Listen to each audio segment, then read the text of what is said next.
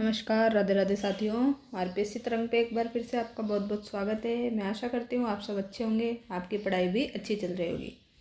तो हम जो है राजस्थान ज्योग्राफी जो है ये कवर करने जा रहे थे। राजस्थान ज्योग्राफी में हमने क्या क्या पढ़ लिया है एक बार रिकॉल कर लेते हैं। तो राजस्थान की जो क्या है बेसिक बातें हैं, संभाग, ज़िले, संभाग, इसके बाद में हमने ज़िले देख लिए हैं। फिर हमने जो है इनकी सीमाएं देख ली हैं, अंतर्राष्ट्रीय अंतर्राज्यीय सीमाएं, बाउंड्रीज देख ली। देन हमने जो है नेक्स्ट टॉपिक किया है अपना पशुधन वाला। पशुधन में हमने सारी नस्ल देख ली, पशुगणना देख ली 19वीं। ठीक है, तो इससे ही सवाल बनते हैं। तो हमारे 2 टॉपिक कंप्लीट हो चुके हैं। आज हम थर्ड टॉपिक जो है अपना करने वाले हैं, जो कि राजस्थान ज्योग्राफी में है। सभी एग्जाम में क्वेश्चन यहाँ से बनते हैं। तो ये टॉपिक है अपना राजस्थान में क्या, कृषि। क्या है टॉपिक? कृषि है, एग्रीकल्चर है। तो पिछली जो अपनी क्लास नंबर 1, 2, 3 थी राजस्थान का जो बेसिक था, इसकी पीडीएफ मैंने जो है टेलीग्राम चैनल अपने पे शेयर कर दी है। टेलीग्राम चैनल आप ज्वाइन कर सकते हैं @RPSC तरंग के नाम से आपको मिल जाएगा। तो वहाँ पे जाके आप ये पीडीएफ ले सकते हैं, और जो बाकी की क्लासेज है उनकी भी टाइम टू टाइम आपको क्लासेज की पीडीएफ मिल जाएगी। तो थोड़ा सा जो है आपको यहाँ पे धैर्य बना के चलना पड़ेगा और अपनी तैयारी आराम से करते रहिए। चलिए, तो आज का टॉपिक स्टार्ट करते हैं। ये नोट्स जो हैं मेरे द्वारा ही बनाए गए हैं, सेल्फ नोट्स हैं, तो आराम से आप इनको पढ़ सकते हैं। चलिए, तो सबसे पहले भारत में कृषि की बात करते हैं। तो भारत में देखते हैं क्या होता है, फिर अपने राजस्थान में देखेंगे। हमें राजस्थान की कृषि पढ़नी है क्योंकि हम राजस्थान की ज्योग्राफी पढ़ रहे हैं। तो भारत में जो है मानसून जो है, मानसून पे निर्भरता के कारण कृषि को क्या कहते हैं, एग्रीकल्चर को मानसून का जुआ कहते हैं। क्योंकि जो है मानसून पर ही क्या है पूरी की पूरी अपनी एग्रीकल्चर जो है डिपेंड रहता है, इसलिए क्या कहते हैं, कृषि को मानसून का जुआ कहते हैं। ठीक है, जैसे जुए में क्या है कभी भी हार सकते हैं, जीत सकते हैं, तो वैसे ही क्या होता है, अगर मानसून अच्छा है, बारिश अच्छी आई है, तो फिर कृषि भी क्या है अपनी अच्छी हो जाती है। और बारिश नहीं आई है, अगर पानी की समस्या है, सिंचाई के साधन उपलब्ध नहीं है, तो फिर कृषि करने में थोड़ी दिक्कत ज़्यादा आती है। इसलिए इसको क्या कहा है, भारत में मानसून पर निर्भरता के कारण कृषि को क्या कहते हैं, मानसून का जुआ कहते हैं। राज्य की लगभग 75% जो जनसंख्या है अपनी, वो किस पे डिपेंडेंट है, एग्रीकल्चर पे डिपेंडेंट है। इस पे एग्रीकल्चर पर हम डिपेंडेंट है लगभग 75%। और मैदानी भाग जो होते हैं, मैदानी भाग जो हैं वो क्या है, सबसे ज़्यादा उपजाऊ होते हैं। क्या होते हैं, सबसे ज़्यादा उपजाऊ कौन सा क्षेत्र होता है, अगर पूछा जाए तो पर्वतीय होता है, मैदानी होता है, मरुस्थलीय होता है। तो आपको आंसर देना है मैदानी भाग सबसे ज़्यादा उपजाऊ होते हैं। अब राजस्थान में जो है 10 कृषि जलवायु प्रदेश में डिवाइड किया हुआ है, और इंडिया में जो है, इंडिया में बात करेंगे तो 15 कृषि जलवायु प्रदेश में डिवाइड किया है।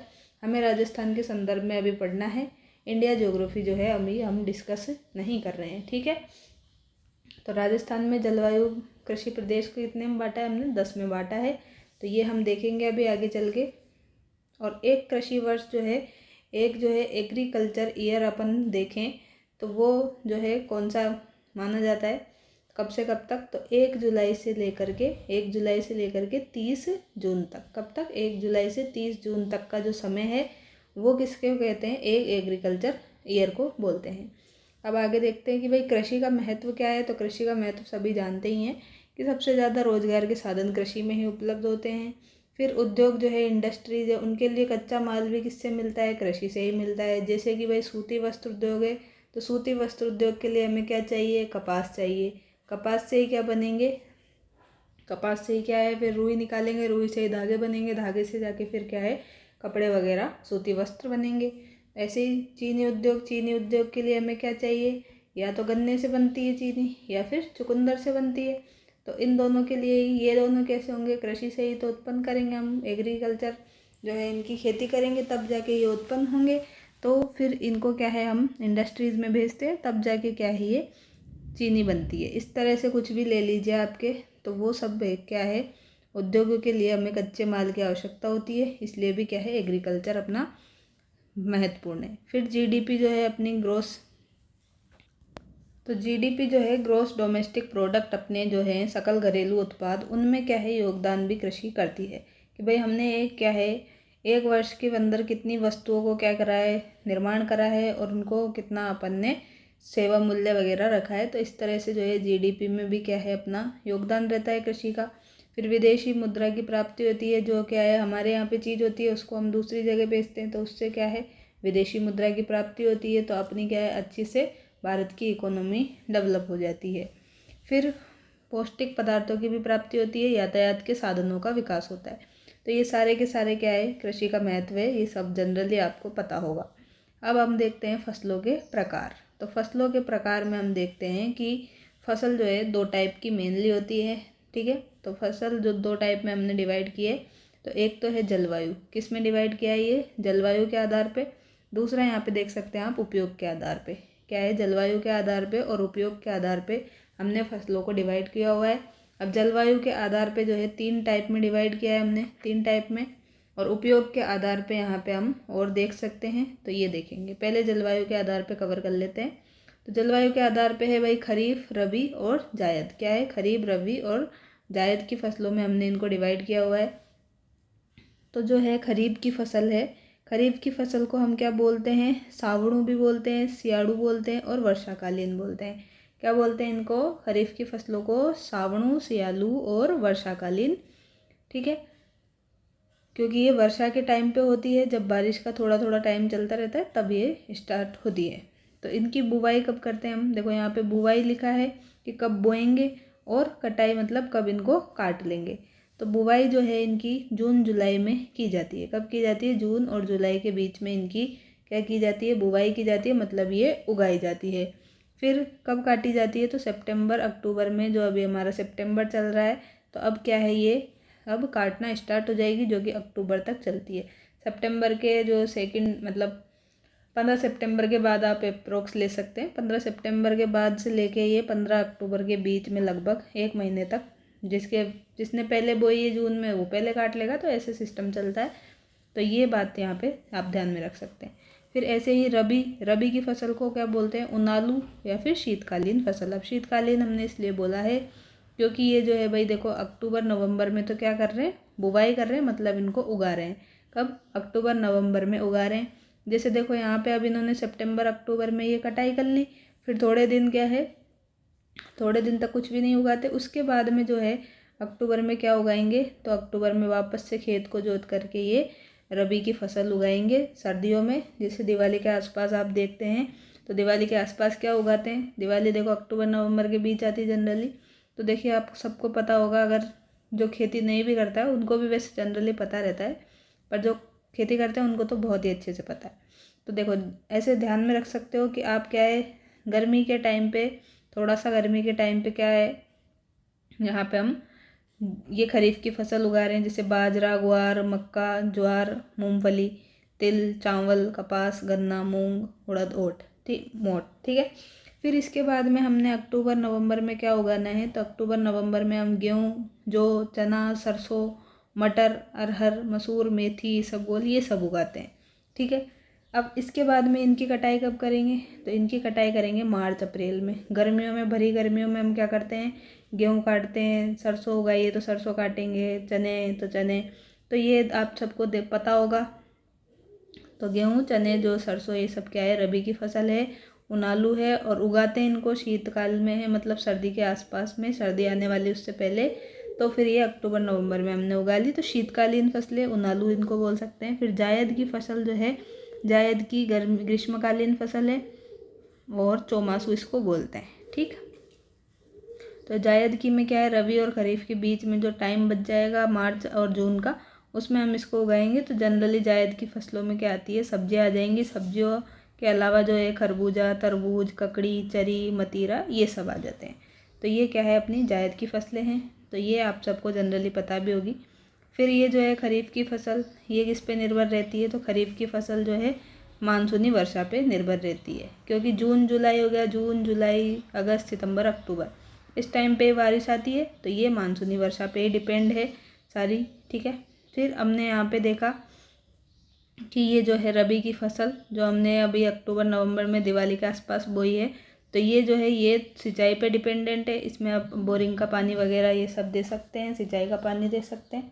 तो ये ज़्यादा बारिश पर डिपेंड नहीं है, बारिश आ जाती है थोड़ी बहुत तो फिर कोई बड़ी मतलब ठीक है, पर नहीं आती है तो ऐसा नहीं है कि ये उगेंगी ही नहीं। तो इन पे क्या है सिंचाई पे ये निर्भर है। जायद की फसलों में क्या है, ये नकदी फसलों में है, इनको आर्थिक लाभ होता है, तो ये हम देख सकते हैं। अब हम उपयोग के आधार पे देखते हैं। तो उपयोग के आधार पे एक तो खाद्यान्न फसलें हैं, नकदी फसल है, नकदी को ही व्यापारिक बोलते हैं, जो क्या है हम दूसरी जगह भी बेच देते हैं, ज़्यादा प्रॉफिट होता है हमसे। बागानी फसलें हैं, रेशेदार फसलें हैं, दलहन है, तिलहन है, इसके तो ये सब क्या है अपनी उपयोग के आधार पर है। तो लगभग हम कह सकते हैं कि 6 जो है अपने उपयोग के आधार पे हमने डिवाइड की हुई है। तो खाद्यान्न में तो क्या आ जाएंगे, खाने वाली जो सारी की सारी डायरेक्ट हम क्या है खाद्यान्न में ये सब आ जाएंगी, चावल, गेहूँ, बाजरा, मक्का, ज्वार और जौ। नकदी फसलों में, व्यापारिक फसलों में आ जाएंगे ग्वार, कपास, गन्ना, सरसों और मूंगफली, जिनसे क्या है हमें प्रॉफिट होता है। जिनसे जैसे कपास है तो कपास से सूती वस्त्र वगैरह के लिए कच्चा माल उपलब्ध करा रहे हैं, गन्ने से हम चीनी बना रहे हैं, सरसों से क्या बना रहे हैं, तेल निकाल रहे हैं, तो मिल में ले जाके ये हो गई। फिर अफीम है, मूंगफली है, मूंगफली का भी तेल है। तो इस तरह से जो है सारी की सारी ये नकदी फसलें हैं, व्यापार हो रहा है इनसे, तो व्यापारिक फसलें भी इनको कहते हैं। बागानी फसलें जो बागान में उगाई जाती है, तो चाय, कॉफ़ी, तंबाकू, गांजा, ये सब क्या है अपने बागानी फसलें हैं। रेशेदार फसलों में क्या आ जाएंगे, रेशेदार फसलों में कपास, जूट, पटसन और रेशम, ये सब रेशेदार फसलों में आ जाएंगी। फिर जो है दलहन फसलों में अपने आ जाएंगी सारी की सारी दाल। दलहन में क्या आ जाएंगी, सारी दालें आ जाएंगी, चना, मूंग, मोठ, मसूर, मटर, सोयाबीन, ये सब आ जाएंगी, ठीक है। और अरहर की भी आ जाएगी। और तिलहन में क्या आ जाएंगी, तिलहन में सारी की सारी जो है ये मूंगफली, राई, तिल, तारामीरा, सूरजमुखी और सरसों, सोयाबीन, ये सब आ जाएंगे।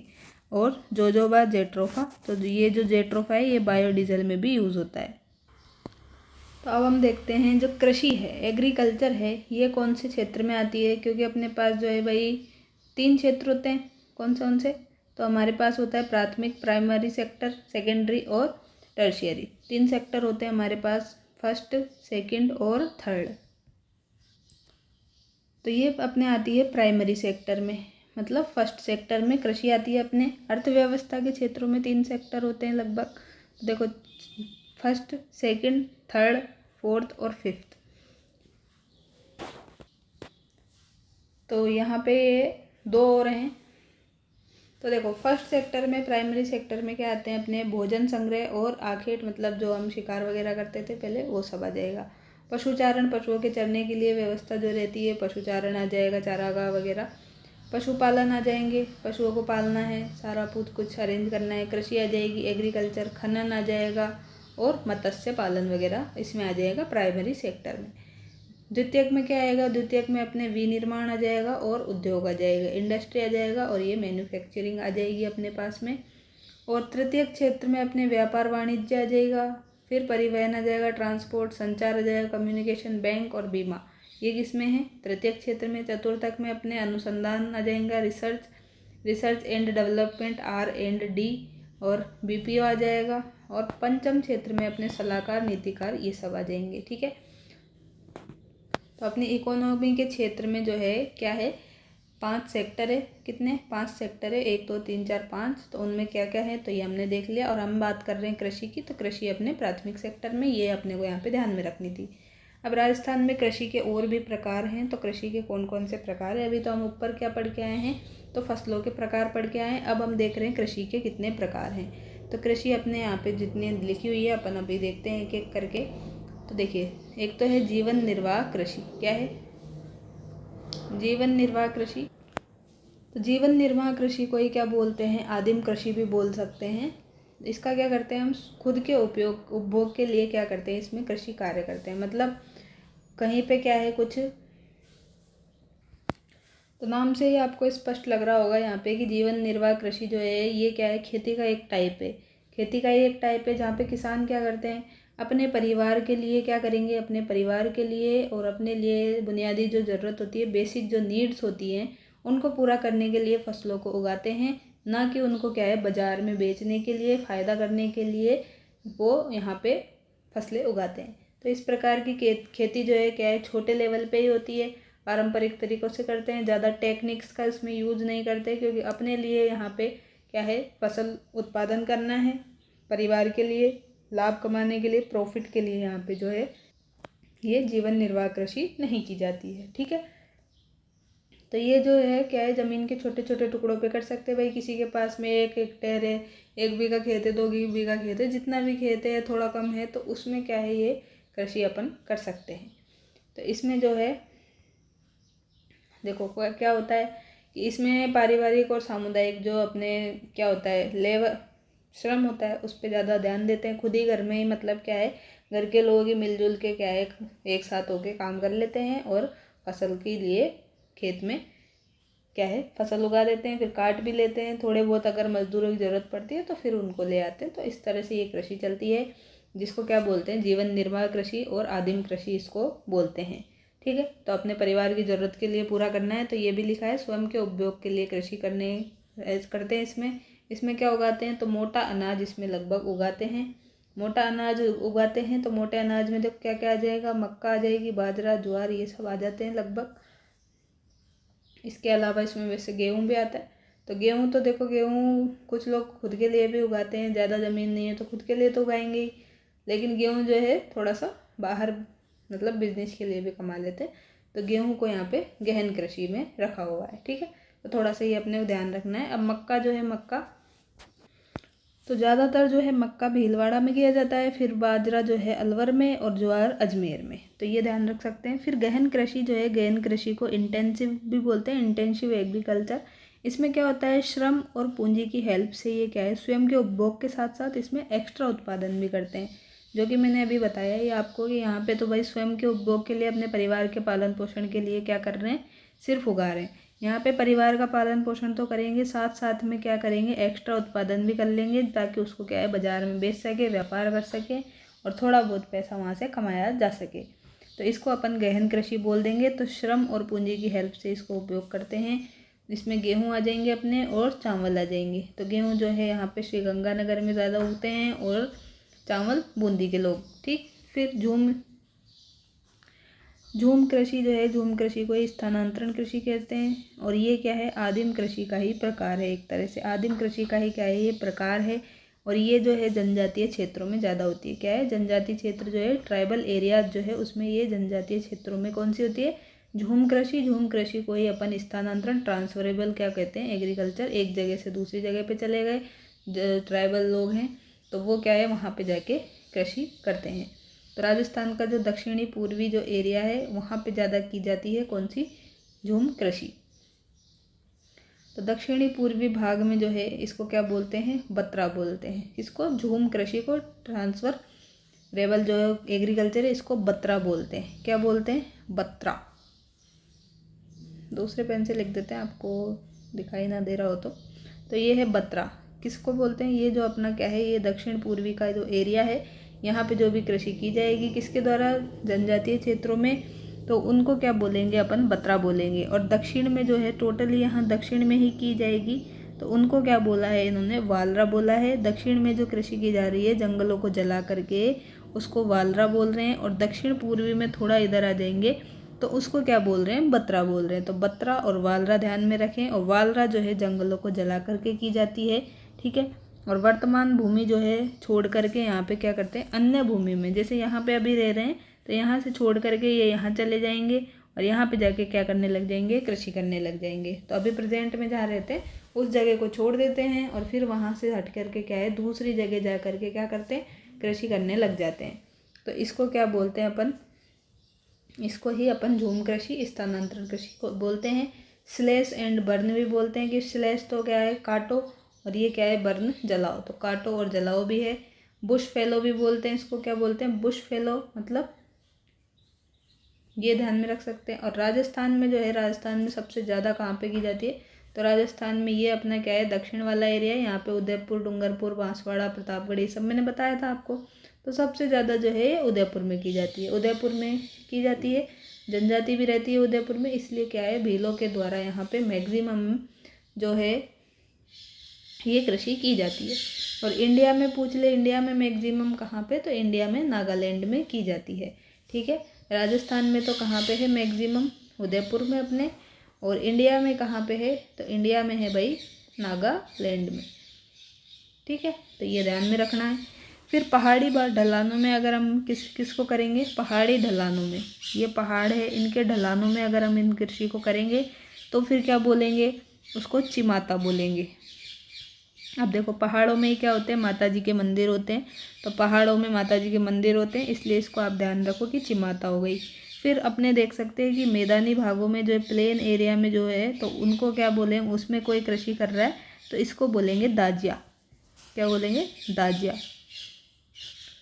तो ये आपको ध्यान में रखना है। यहाँ से क्वेश्चन पूछा जाता है कि भाई चिमाता क्या है और दाजिया क्या है। तो चिमाता तो देखो माता जी का नाम आ रहा है इसमें, माता माता, तो माता जी का मंदिर अपने पहाड़ पे होता है, ज़्यादातर पहाड़ी एरिया में ही होता है, पहाड़ पे चढ़ के बहुत सारी सीढ़ियाँ चढ़नी पड़ती है, तो चिमाता हो गया। और दूसरा जो है आप डायरेक्ट रख सकते हैं कि प्लेन एरिया में मैदानी भाग में क्या हो गया, दाजिया हो गया। फिर नेक्स्ट देखें अपन व्यावसायिक कृषि। तो व्यावसायिक कृषि को ही व्यापारिक कृषि भी बोलते हैं, कमर्शियल जो है एग्रीकल्चर बोल दी। इसमें क्या करते हैं कि बाज़ार की जो भी आवश्यकता है, बाज़ार में जो भी नीड है उसको ध्यान में रखते हुए क्या करते हैं, उत्पादन करते हैं, ताकि जो है अपने यहाँ पे क्या हो, अपने देश का विकास हो सके। ठीक है, तो व्यावसायिक कृषि में यही होता है, कमर्शियल जो है बिजनेस के पर्पज़ से ये की जाती है, बाज़ार की आवश्यकताओं को ध्यान में रखते हैं। इसमें देखो, इसमें नकदी हो गई, नकदी फसल, खाद्यान्न और बागवानी। अब नकदी फसल में वही है कि मैक्सिमम लाभ का अर्जन हो सके, मैक्सिमम प्रॉफिट कमाने के लिए करते हैं। तो जैसे कपास हो गई, गन्ना हो गई, चाय, कहवा और सोयाबीन, ये सब क्या है, नकदी फसलों में आती है। खाद्यान्न में क्या आ जाएगी, खाद्यान्न मुख्यतः विकसित देशों में हो जाएगा। बागवानी में क्या हो जाएगी, फल फूल, बगीचे लगा रहे हैं, किसका, फलों का लगा लिया, किसी फल का, अनार का लगा लिया, अमरूद का लगा लिया, किसी का भी लगा लिया बगीचा, तो उसमें प्रॉफिट हो रहा है। फूल लगा लिए किसी के भी। फिर मसाले उत्पादन कर लिए, सब्जी लगा ली, तो ये सब क्या है, बागवानी कल्चर हो गया। तो ये अपने को ध्यान में रखनी। फिर बागानी कृषि है, बागवानी अलग है, बागानी थोड़ा डिफरेंट है। यहाँ पे देखो, तो बागानी में क्या होता है, बृहद पैमाने में, बहुत बड़े क्या है स्केल पे एक ही तरह की जो फसल है उनका उत्पादन किया जाता है। क्या किया जाता है, बागानी में बृहद के पैमाने पर एक ही प्रकार की फसलों का उत्पादन किया जाता है, जैसे कि चाय है, कॉफ़ी है, रबड़ है, नारियल है, जैतून है और जोजोबा है।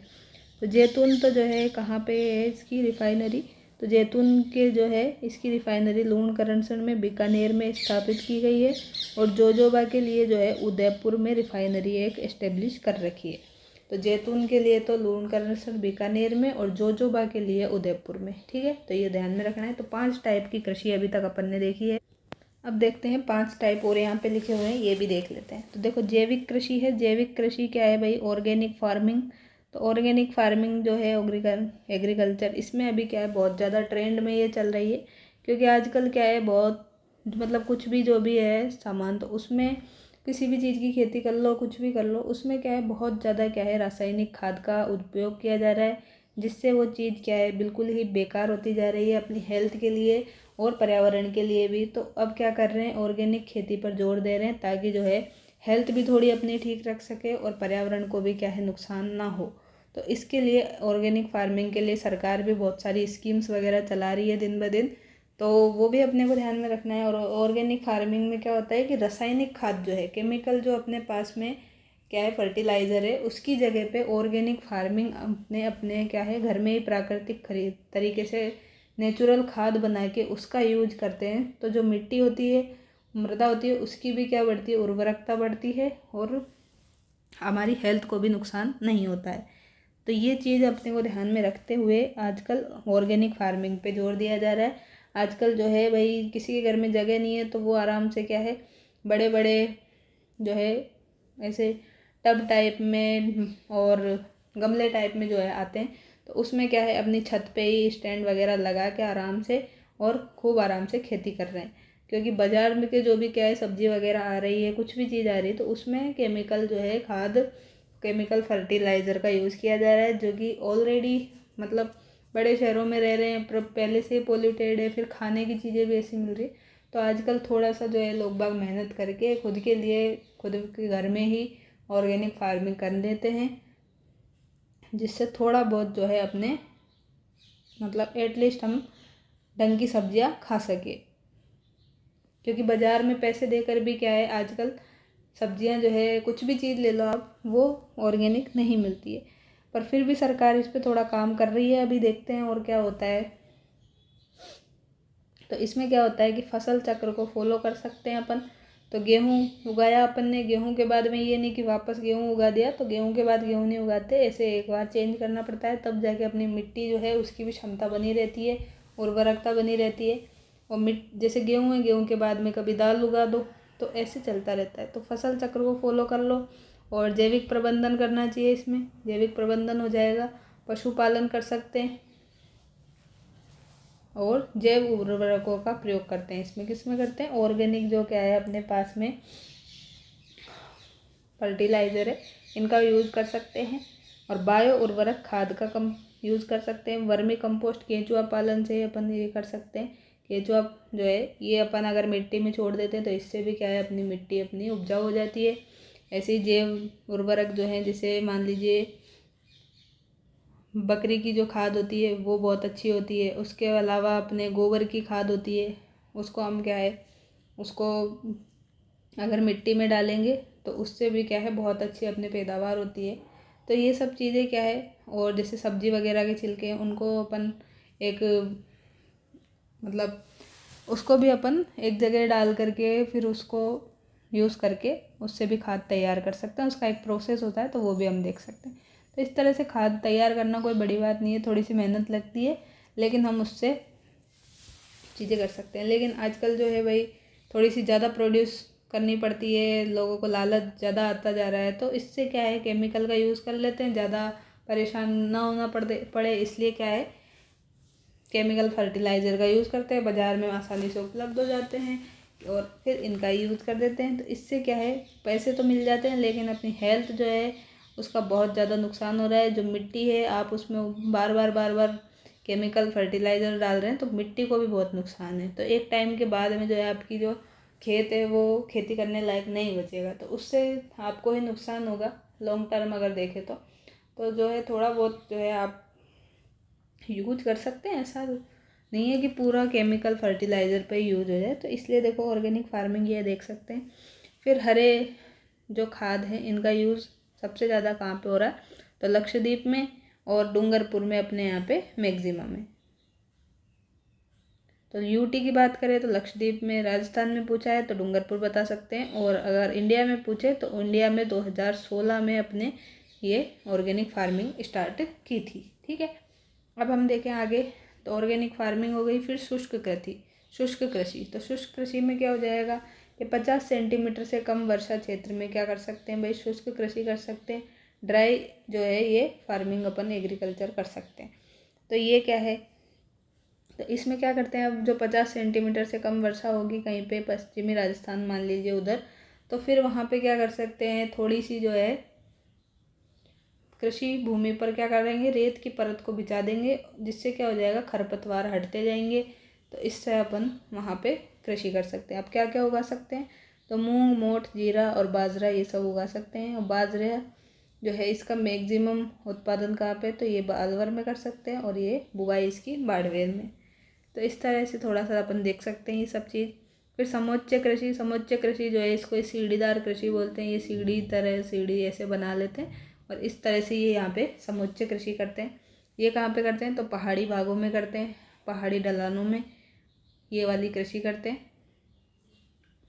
जैसे कि उदयपुर का एरिया हो गया और राजसमंद का, तो यहाँ पे क्या है मक्का और गेहूँ जो है ये उगाते हैं और इसको ये क्या बोलते हैं यहाँ पे सीढ़ीदार कृषि बोल सकते हैं। फिर सहकारी कृषि जो है, सहकारी कृषि को हम बोल रहे हैं स्वखोब। क्या है, स्वखोब। और सरकारी कृषि को कोलखोब। तो सहकारी को तो कोलखोब और सहकारी को गवर्नमेंट को तो कोलखोब और सहकारी जो है इसको हम बोल रहे हैं सोबखोब। सहकारी जो है ये कहाँ पर है, तो ये है अपने साम्यवादी देशों में। और सरकारी जो है ये कहाँ से है मैक्सिमम, तो ये इजरायली देशों में इसका सबसे ज़्यादा यूज़ कर रहे हैं मैक्सिमम। और अपने राजस्थान में पूछ ले भाई सरकारी का, तो ये बता सकते हैं अपने सूरतगढ़ में और जेतसर फार्म में। और सहकारी जो है सहकारी समिति जैसे रहती है उस तरह से सहकारी कृषि है, को बोलते हैं, साम्यवादी देशों में है। तो ये जो है साम्यवादी देशों में भी कहाँ पे, रशिया में और चाइना में ज़्यादा है। और इसको महलवाड़ी कृषि भी बोल सकते हैं। तो 10 कृषियों के टाइप देखे। इसके बाद में देखो मिक्स्ड एग्रीकल्चर है, जिसमें क्या करते हैं अपन कृषि भी करते हैं, उसके साथ साथ पशु भी पालते हैं, गाय भैंस बकरी वगैरह। तो ये इसको दोनों अगर रख रहे हैं तो उसको मिश्रित कृषि बोलते हैं। फिर आती है रेले कल्चर। क्या आता है? रेले कल्चर। तो रेले कल्चर में क्या होता है, एक जो ईयर है अपने पास, एक ईयर कौन सा, जो कृषि ईयर हमने देखा था कब से, जुलाई से लेके और जून तक का, उसमें क्या करेंगे 4 फसल उगा लेंगे, तो उसको रेले कल्चर बोल रहे हैं। अब मोनो कल्चर, मोनो आ जाए वहाँ पे, तो मोनो मतलब एक, ठीक है। तो एक क्षेत्र विशेष में क्या करना है, एक वर्ष में एक ही फसल उगानी है। क्या करना है, एक क्षेत्र ले लिया, एक एरिया ले लिया अपन ने स्पेशल जो भी है, वहाँ पे क्या करा, एक साल में एक ही फसल उगानी है। जैसे मान लीजिए अरंडी की फसल उगाई, फिर उसके बाद में मान लीजिए सूरजमुखी की उगाई है, तो एक साल में आपने वहाँ पे एक ही टाइप की फसल उगाई है, तो इसको अपन मोनोकल्चर बोलते हैं। और ड्यूगो कल्चर, ड्यूगो मतलब 2, ड्यूगो आते ही 2 ध्यान में आना चाहिए, और ओलिगो आते ही आपके 3, ठीक है। तो एक वर्ष में क्या करेंगे, अगर 2 फसल उगाएंगे तो फिर इसको ड्यूगो कल्चर, रबी की फसल और खरीफ की फसल देख सकते हैं। फिर ओलिगो कल्चर में अपन एक साल में 3 टाइप की फसल उगा रहे हैं, जैसे रबी की भी उगा रहे हैं, फिर खरीफ की, फिर जायद की।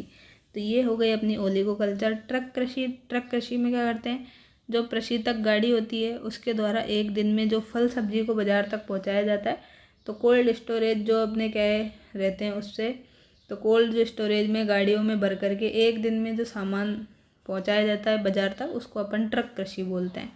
बारानी कृषि, तो बारानी कृषि है, ये क्या है, मानसून पर बेस्ड होती है, बिना सिंचाई के ये की जाती है। क्या है, मानसून पर बेस्ड होती है, बारिश पर, और बिना सिंचाई के ये की जाती है। सबसे ज़्यादा जो है भाई बाड़मेर में की जाती है। फिर वैज्ञानिक कृषि, तो वैज्ञानिक कृषि में जो है अपन देख सकते हैं, तो इनको देखो, तो यहाँ पे हॉर्टिकल्चर किसको बोलते हैं, हॉर्टिकल्चर बागवानी को बोलते हैं। हॉर्टिकल्चर इंग्लिश में बोलते हैं, हिंदी में अपन इसको बागवानी बोलते हैं। और इसमें क्या करते हैं, तो फलों की कृषि की जाती है, किसकी, फ्रूट्स की जो है ज़्यादा कृषि इसमें की जाती है, किसमें, हॉर्टिकल्चर में। फिर ओलिव कल्चर जो है, ओलिव कल्चर में जैतून की कृषि की जाती है। सिल्वी कल्चर में वनों की कृषि की जाती है। ओलेरी कल्चर में सब्जी का उत्पादन। यहाँ पे ओलिव है, यहाँ पे ओलेरी है, ओलिव ओलेरी थोड़ा सा डिफरेंस है, और यहाँ पे ओलिगो है, ठीक है। तो ओलिगो कल्चर में तो क्या कर रहे हैं, 3 फसल उगा रहे हैं एक ईयर में। और यहाँ पे ओलिव में क्या है भाई, जैतून, ओलिव ऑयल जैसे सुना है आपने, वैसे ही देखो जैतून की कृषि कर रहे हैं इसलिए। ओलेरी कल्चर में सब्जी का उत्पादन कर रहे हैं। और सेरी कल्चर में क्या कर रहे हैं, सेरी आते ही रेशम याद आ जाना चाहिए, सेरी कल्चर रेशम उत्पादन। पोमोलॉजी में फलों का उत्पादन कर रहे हैं। एपी कल्चर में मधुमक्खी पाल रहे हैं, एपी मतलब मधुमक्खी, तो एपी मधुमक्खी पालन। और फिर ये है फिशी कल्चर में मछली पालन। विटी कल्चर में अपन अंगूरों की कृषि कर रहे हैं, अंगूरों की, या फिर दाख भी इनको बोलते हैं, द्राक्षा कृषि। वर्मी कल्चर में केंचुए को पालते हैं, ठीक है। वर्मी कल्चर आते ही केंचुआ आ जाना चाहिए ध्यान। फ्लोरिकल्चर नाम से ही लग रहा है, फूलों का उत्पादन करेंगे। ओलिगो कल्चर में जमीन पर क्या करेंगे, ओलिगो कल्चर में अपन ज़मीन पर फैलने वाली बेलों की कृषि करेंगे, ज़मीन पर जो बेल लेटी रहती है उनकी कृषि इसमें करेंगे ओलिगो कल्चर में। मेरी कल्चर में समुद्री जीवों से रिलेटेड, मेरी आते ही समुद्र आ जाना चाहिए, तो समुद्र जीवों से रिलेटेड। और ऑर्बेरी कल्चर में वृक्ष और झाड़ी से रिलेटेड कृषि हम करते हैं। अब कुछ जो है क्रांति, उनका संबंध किससे है, कौन सी फसल से, ये देख लेते हैं। तो देखो सबसे पहले है लाल क्रांति, रेड क्रांति जो है रेवोल्यूशन, तो ये मांस के लिए या टमाटर उत्पादन के लिए अपन देख सकते हैं, किसके लिए, मांस के लिए, मीट के लिए, और टमाटर के प्रोड्यूसन के लिए क्या है, लाल क्रांति की थी। फिर हरित क्रांति जो है भाई खाद्यान्न फसल गेहूं के लिए की थी। इसके बाद में पीली क्रांति है, पीली क्रांति जो है तिलहनी फसलों के लिए, ऑयल सीड प्रोडक्शन के लिए। सफ़ेद क्रांति, श्वेत क्रांति जो है ये वाइट रेवोल्यूशन, ये की गई थी दुग्ध उत्पादन के लिए भाई, मिल्क प्रोड्यूस के लिए। और जो ये थी अपने कौन सी, श्वेत क्रांति, इसके जनक कौन थे, इसके जनक थे डॉक्टर वर्गीस कुरियन, और गुजरात में इन्होंने ये शुरू की थी, और इसको ही ऑपरेशन फ्लड भी बोला है 1970 में। रजत क्रांति किससे रिलेटेड है, रजत क्रांति, सिल्वर क्रांति तो ये है अंडे से रिलेटेड। तो ये हो गई अपनी रजत क्रांति। नीली क्रांति ब्लू रिवोल्यूशन, ये है मछली के लिए, ठीक है। फिर बादामी क्रांति, बादामी क्रांति एलमंड जो है रिवोल्यूशन, ये है मसाला उत्पादन के लिए, स्पाइसेस प्रोडक्शन के लिए है। काली कृषि है पेट्रोल के लिए, कोयला नहीं है यहाँ पे, पेट्रोल है, ठीक है। सनराइज, सनराइज रिवोल्यूशन है अपने तकनीकी क्षेत्र के लिए। तकनीकी टेक्नोलॉजी में क्या आएगा, इलेक्ट्रॉनिक्स और टेक्नोलॉजी आ जाएगी दोनों। स्वर्णिम क्रांति जो है, ब्राउन क्रांति भी बोलते हैं इसको, तो ये बागवानी के लिए, फूड प्रोसेसिंग के लिए। अमृत क्रांति है नदी जोड़ने के लिए, नदी जोड़ो परियोजना के लिए, कनेक्ट रिवर प्रोजेक्ट के लिए। गोल क्रांति क्या है, आलू के उत्पादन के लिए है। आलू ऐसे ही लगते हैं गोल गोल से, तो ये क्या है, आलू के लिए है गोल क्रांति। धूसर क्रांति है सीमेंट उत्पादन के लिए, सीमेंट का कलर भी ऐसे ही स्लेटी सा रहता है, धूसर सा मान लो, तो धूसर क्रांति है सीमेंट के लिए। इंद्रधनुष क्रांति किसके लिए की थी, सभी पर निगरानी, भाई जो भी क्या है ऑल फ्रूट ग्रेन्स है उन पे निगरानी के लिए इंद्रधनुष क्रांति की थी। सदाबहार क्रांति, तो सदाबहार क्रांति जो है ऑर्गेनिक फार्मिंग के लिए है। ग्रीन गोल्ड रिवॉल्यूशन है चाय के लिए और बांस उत्पादन के लिए, चाय पत्ती के उत्पादन के लिए और बांस के उत्पादन के लिए कौन से है, तो ग्रीन गोल्ड जो है क्रांति है। अब ये वाइट गोल्ड है, वाइट रिवॉल्यूशन तो दूध के लिए थी, यहाँ पे गोल्ड आ गया है। तो यहाँ पे भी देखो ऐसे ये ग्रीन था अलग और ग्रीन गोल्ड अलग है। तो यहाँ पे देखो वाइट गोल्ड तो किसके लिए है, कपास के लिए, और ओनली वाइट पूछ ले तो वाइट रिवॉल्यूशन किसके लिए बताएंगे, मिल्क के लिए। तो थोड़ा सा जो ऐसी कन्फ्यूजिंग वाली है वो एक साथ याद कर लेना। तो कपास क्रांति बोलते हैं इसको, सॉरी कपास के लिए है। रजत रेशा क्रांति भी इसको ही बोल देते हैं। फिर स्वर्ण रेशा क्रांति, स्वर्ण रेशा क्रांति तो ये है जूट उत्पादन के लिए। और हरित सोना क्रांति ये बांस के लिए। तो हरित सोना क्रांति तो हमने यहाँ पे भी देखा है, जो बांस के लिए है, तो बांस के लिए भी है और चाय के लिए भी है, ये अपन यहाँ पे देख के आए हैं। अब जो है विश्व में हरित क्रांति का जनक कौन था भाई, तो विश्व में हरित क्रांति के जनक पूछ ले तो डॉक्टर जो है नॉर्मन ई बोरलॉग थे, कई बार पूछा हुआ है, ध्यान में रख सकते हैं कि ग्रीन रिवॉल्यूशन जो था खाद्यान्न फसलों के लिए, गेहूँ चावल के लिए, उसके जनक कौन थे वर्ल्ड में, तो नॉर्मल लोग नहीं हो सकते वही जनक, तो नॉर्मन ई बोरलॉग। और भारत में कौन थे, तो भारत में आ गए भाई स्वामी जी, MS स्वामीनाथन। और इस टाइम PM कौन थी, तो अपनी इंदिरा गांधी जी थी। हरित क्रांति शब्द के जनक कौन थे, हरित क्रांति शब्द के जनक पूछ ले अब की बार, तो ये थे भाई कौन है, गॉड, विलियम गॉड, भगवान जी आ गए। अब तो यहाँ पे स्वामी जी आए, यहाँ पे गॉड जी आ गए। फिर फर्स्ट जो है एग्रीकल्चर यूनिवर्सिटी कहाँ पे है, तो first agriculture university, agriculture and technology university Pantnagar Uttarakhand में है। और हरित क्रांति की जन्मभूमि जो है, सॉरी फर्स्ट एग्रीकल्चर यूनिवर्सिटी तो ये है एग्रीकल्चर एंड टेक्नोलॉजी यूनिवर्सिटी। और हरित क्रांति की जो जन्मभूमि है ये कौन सी है, तो ये है पंतनगर उत्तराखंड। और ये कब स्टार्ट की थी, तो ये स्टार्ट की थी 1966 से खरीफ की फसल के लिए। और APJ अब्दुल कलाम जो है, APJ अब्दुल कलाम ने 2006 में साइंस कांग्रेस में क्या किया था, तो सेकंड ग्रीन रिवॉल्यूशन को भी स्टार्ट किया था। तो अब हम देख सकते हैं राजस्थान में कृषि अनुसंधान केंद्र कहाँ कहाँ पे हैं। तो राजस्थान का जो भाई कृषि अनुसंधान केंद्र है, जिसको हम बोल सकते हैं Rajasthan agriculture research institute, short में इसको बोलते हैं रारी। तो रारी कहाँ पे भाई, तो ये दुर्गापुरा में, इसमें भी रा आ रहा है, तो रारी है दुर्गापुरा में, जयपुर में रहा गया, याद रह जाएगा। 1943 में इसकी स्थापना यहाँ पे जयपुर में दुर्गापुरा में की थी। राष्ट्रीय बीजीय जो है मसाला अनुसंधान केंद्र, ये कहाँ पे है, तबीजी में। तो यहाँ पे भी बीजी आ रहा है, यहाँ पे भी बीजी आ रहा है। तो कौन बिजी है भाई, अजमेर वाले यहाँ पे ज़्यादा ही बिजी हैं अनुसंधान करने में। क्या है भाई, बिजी तो रहेंगे रिसर्च करने में। तो राष्ट्रीय बीजी अनुसंधान केंद्र कहाँ पे है, तबीजी में। बीजी 22 अप्रैल 2000 में इसकी स्थापना की गई थी। कब की गई थी, 22 अप्रैल को 2000 में, सॉरी। केंद्रीय सरसों अनुसंधान केंद्र, सरसों आ रहा है, सरसों, सेवर, तो स आ रहा है, सेवर आ रहा है, भरतपुर में है, ठीक है। 1993 में स्थापना। शुष्क बागवानी अनुसंधान केंद्र सेंट्रल वाला है, तो ये बिछवाल बीकानेर में। कहाँ पे देखो ब आया यहाँ पे बागवानी, यहाँ बिछवाल आया, यहाँ बीकानेर आया, बी, तो बी का यहाँ पे क्यूब याद रख सकते हैं, शुष्क बागवानी, बीछवाल और बीकानेर 1993 में। यहाँ पे सरसों आया, यहाँ सेवर आया, यहाँ भरतपुर आया। ठीक है, तो ये आप ध्यान में रख सकते हैं। फिर है बेर अनुसंधान केंद्र, तो बेर जो है, बेर का अनुसंधान केंद्र भाई बीकानेर में, बीकानेर बेर। खजूर जो है, खजूर का कहाँ पे, डेट्स का, तो ये भी बीछवाल बीकानेर में है। बाजरे के लिए, बाजरे के लिए कहाँ पे, बाड़मेर में। बाजरे के लिए कहाँ पे भाई, बाड़मेर में है। बाजरे के खेत में क्या लगाई, बाड़ लगाई। बाड़, बाड़ मतलब जो भाई उससे क्या है, एक बाउंड्री सी होती है, कांटों की लगा देते हैं, चाहे तारों की आजकल, तो उससे क्या है, कोई जानवर और अन्य व्यक्ति यहाँ पे प्रवेश ना कर सके। फिर ईसबगोल, ईसबगोल जो है, इसका कहाँ पे है अनुसंधान केंद्र, तो इसका है मंडोर जोधपुर में। और आफरी की स्थापना कहाँ पे की गई, आफरी की स्थापना जोधपुर में की गई है। रारी की तो कहाँ पे है, रारी की राजस्थान एग्रीकल्चर वाले की तो दुर्गापुरा जयपुर में है। और ये क्या है, आफरी की, आफरी की जोधपुर में। तो आफरी क्या है भाई, तो ये देखो, एरिड फॉरेस्ट रिसर्च और ये इंस्टीट्यूट, तो ये हो गया AFRI, आफरी। ठीक है, हिंदी में बोले तो शुष्क वन अनुसंधान केंद्र, तो ये आप लिख सकते हो। देखो वापस बोल देती हूँ, एरिड फॉरेस्ट रिसर्च इंस्टीट्यूट, शुष्क वन अनुसंधान केंद्र। ठीक, तो इसकी स्थापना जोधपुर में की गई है। ठीक है, और जोधपुर में भी पूछ ले तो न्यू पाली रोड पे ये क्या है, स्थित है।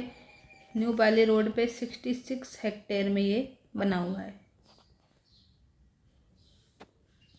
फिर अगर हमसे पूछे कि ज्वार जो है, ज्वार का अनुसंधान केंद्र कहाँ है, तो ज्वार का है वल्लभ नगर उदयपुर में। चावल का कहाँ पर है, चावल का है बांसवाड़ा में। मक्का का है बांसवाड़ा में। केंद्रीय शुष्क क्षेत्र अनुसंधान संस्थान काजरी, काजरी भी जोधपुर में है। और भेड़ और ऊन का कहाँ पे है, तो ये जोहड़बीड़ बीकानेर में। तो ये सब आप ध्यान में रख सकते हैं। तो आज की क्लास में इतना ही रखते हैं, मिलते हैं नेक्स्ट क्लास में इसके सेकंड पार्ट के साथ में। तो आई होप आपको क्लास पसंद आई होगी। क्लास पसंद आई है तो अपने दोस्तों के साथ में क्या करें, आप क्लास को ज़्यादा से ज़्यादा शेयर करें। और अगर आपको क्लास कुछ भी अच्छी लगी है 1% भी, तो कमेंट भी ज़रूर करके जाएं। और इसके रिगार्डिंग कोई क्वेरी हो, आपकी समस्या हो, तो वो भी आप लिख सकते हैं। वो नेक्स्ट क्लास में आपकी सॉल्व करने की पूरी कोशिश की जाएगी। ठीक है, और PDF के लिए थोड़ा सा पेशेंस बनाए रखें। और टेलीग्राम चैनल जो है अवश्य ज्वाइन करें, वहाँ पे अदर भी अपडेट आपको दी जाती है। टेलीग्राम चैनल में वापस आपको लिख देती हूँ, तो @RPSC तरंग अगर आप टेलीग्राम पे जाके सर्च करेंगे तो आपको ये चैनल अपना मिल जाएगा। यहाँ पे 350 के अप्रोक्स अपने क्या है अभी मेंबर्स है, तो इनको आप जो है देख सकते हैं। मिलते हैं नेक्स्ट वीडियो में, तब तक के लिए thank you, take care, bye bye.